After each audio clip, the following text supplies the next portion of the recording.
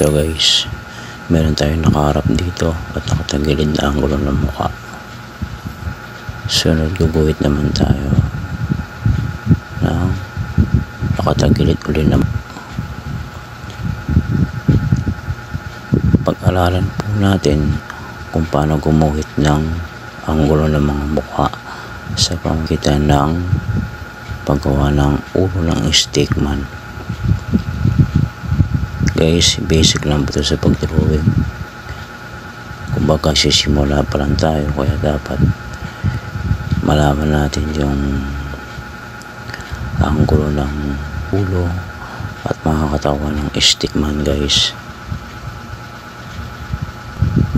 Tingnan nyo mabuti kung paano ko ginuguhit yung ulo ng mga stickman, kung paano ko siya nilalagyan ng anggulo guys. Sa mga baguhan dyan, sa mga gusto at interesado matuto ng mag-drawing, ito po ay para ko sa inyo.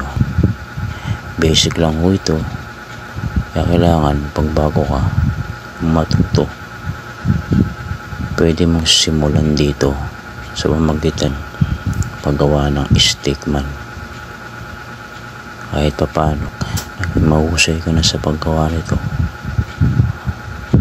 pwede kang level up sa ngayon, dahil bago pa lang ikaw sa pag-aaral ng paggawa ng drawing. Doon muna tayo sa basic, madali lang, para habang tumatagal pa-level up ng pa-level tayo. Kaya focus mo tayo dito sa part na ginagawa ko ngayon. Panoorin nyo mabuti kung ako siya ginagawa, dahil ako natuto ako sa sarili kong paggawa, sa pagsisikaw kung paano ako natuto mag-drawing. Sa pamamagitan nito ay pinapako sa inyo kung paano ako nagsimula.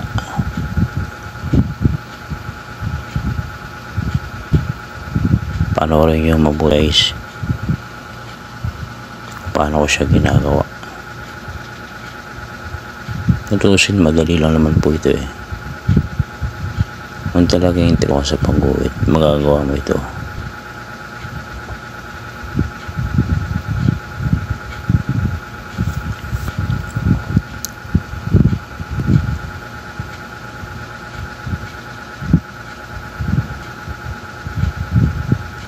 Ayan po, nilagyan ko na po siya ng katawan at mga kamay.